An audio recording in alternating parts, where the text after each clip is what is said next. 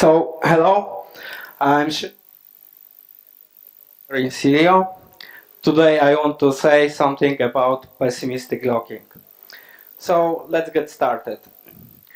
Uh, we need to know little about locking, what it is actually. And this is some explanation of it.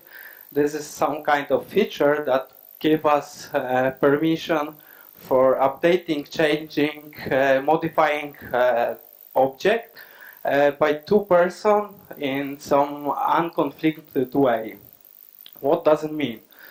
I didn't know that though, so I prepared some explanation of it, some example of code that helped me to explain for me and also for you.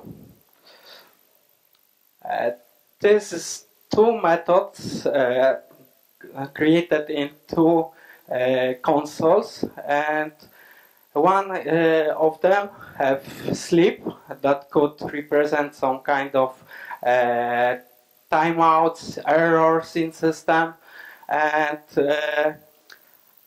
how we do it usually. So, for example, we updating the user and what should happen.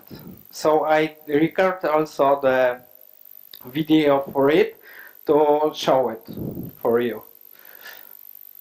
And like you see, I run in the console 1 and 2, and the result I thought it should be Anna Doe, but exactly like you see, I get Joe Doe. And what happened?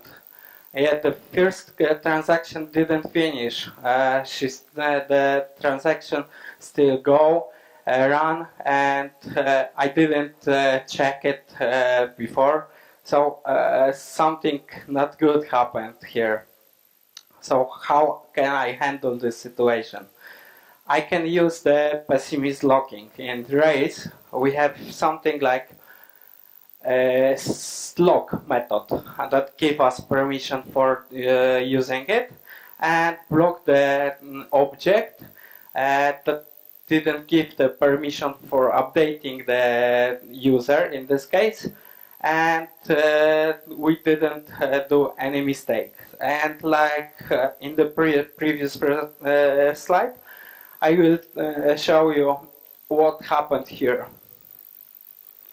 I have also the two methods, are similar, but with the lock method.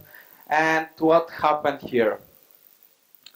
The second method, it's run right after the first one. So it's even stopped the method, didn't finish, didn't run before the first one, and waiting.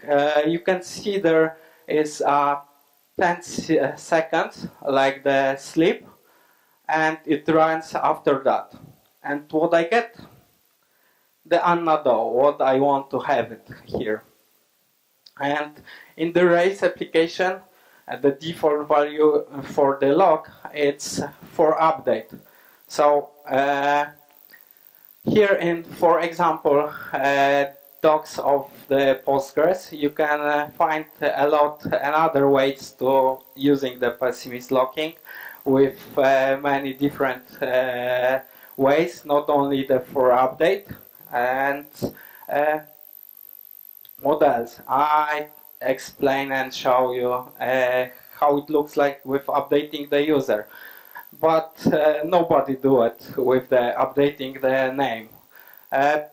Probably it could be really helpful when you're doing some transactions, some transfers, for example, booking rooms. That could be really useful when two persons could in the same time have access for the same object.